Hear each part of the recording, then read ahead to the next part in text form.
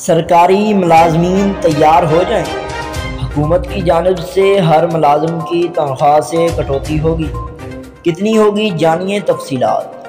اسلام آباد وفاقی سرکاری ملازمین کی 2 دن کی تنخواہوں کی کٹوتی کا فیصلہ۔ رقم وزیر اعظم سیلاب ریلیف فنڈ 2022 میں جمع کرائی جائے گی۔ ذرائع کے مطابق وزیر اعظم شہباز شریف نے سرکاری ملازمین کی 2 دن کی تنخواہوں کی کٹوتی کی سمری کی کابینہ سے منظوری لینے کی اجازت دے دی، جو کہ سرکولیشن کے ذریعے منظوری کے لیے سمری کابینہ ارکان کو بھیج دی گئی۔ سمری کے مطابق وزارتوں، ڈویژنز، حکومتی ماتحت اداروں کی سرکاری ملازمین سے کٹوتی کی جائے گی۔ سول آرمڈ فورسز سویلین ملازمین سے تنخواہ کی کٹوتی کی جائے گی۔ کنٹریکٹ ایم پی اور M S C M B P S scales کے ملازمین سے کٹوتی کی جائے گی۔ حکومتی ذرائع کا کہنا ہے کہ بینکوں، مالیاتی اداروں، ریگولیٹری اداروں سے بھی رجوع کیا جائے گا۔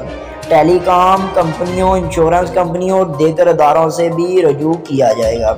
مناسب سمجھا گیا تو ملازمین سے کٹوتی رضاکارانہ کی جائے گی۔